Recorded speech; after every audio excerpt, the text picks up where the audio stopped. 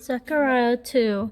So it talks about God's favor to Jerusalem, that they are the apple of his eyes, and that there are people that touch that God actually used to bring discipline to Israel, but those people didn't really bless Israel. They instead cursed Israel, and by doing that, they actually brought God's wrath towards them, and they actually are people that God said were very cruel.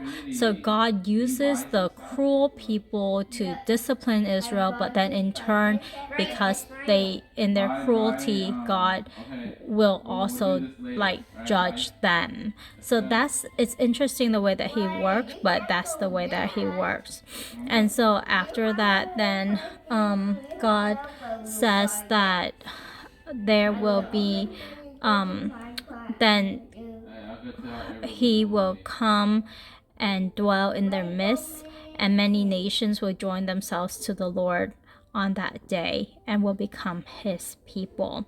And that the Lord will possess Judah and will again choose Jerusalem as and be silent all mankind before the Lord, for he has roused himself from his holy dwelling. It seems like the image I got was he was sitting down and now he's standing up to start to do his work, and that's the image that I got. Now the study Bible actually was very enlightening right here.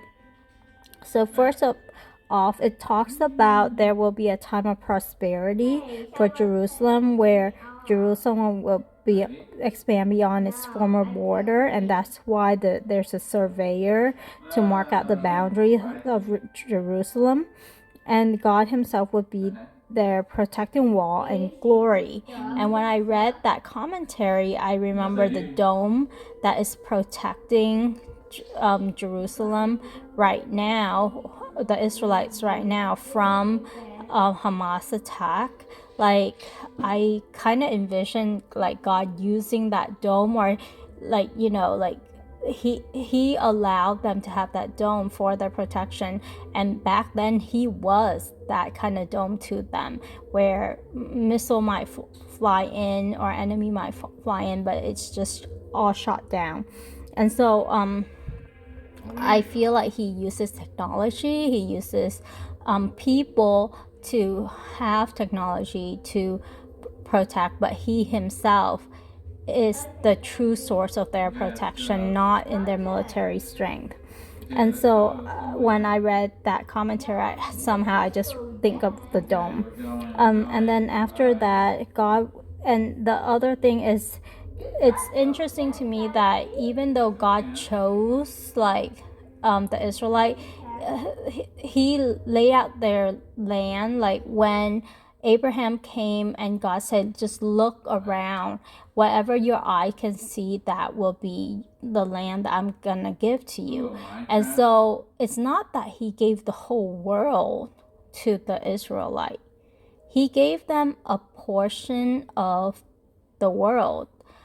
And it's like not very big, but it's enough for them, and it's enough for the generations that come. And then the other thing is that, but it kept on being contested. It kept on, it's a very like tumultuous, it's like a lot of fighting about it.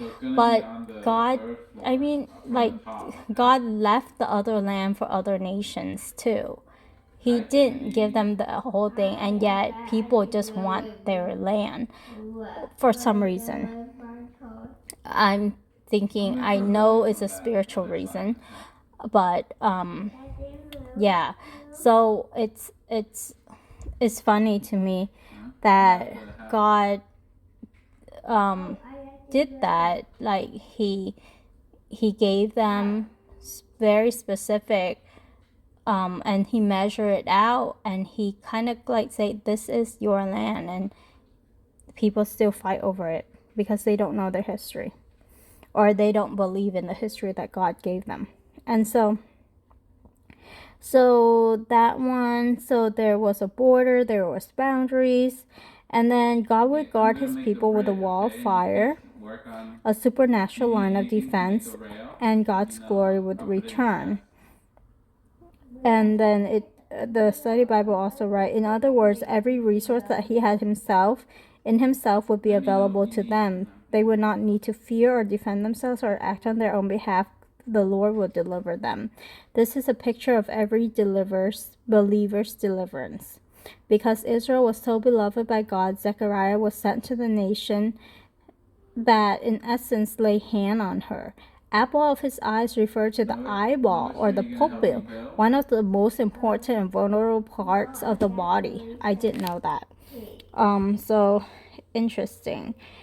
God's promise to shake my hand against them is a gesture of militant opposition. God will reverse the fortune of the Gentile oppressor so that the master will become slave and slave master. And so this will cause the people to acknowledge God's sovereignty.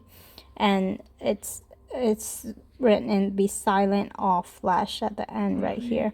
Be silent all mankind. So very, very interesting points that was written out by Dr. David Jeremiah in the Study Bible. Gave me a little bit of interesting perspective into the choice of words and what is being conveyed here.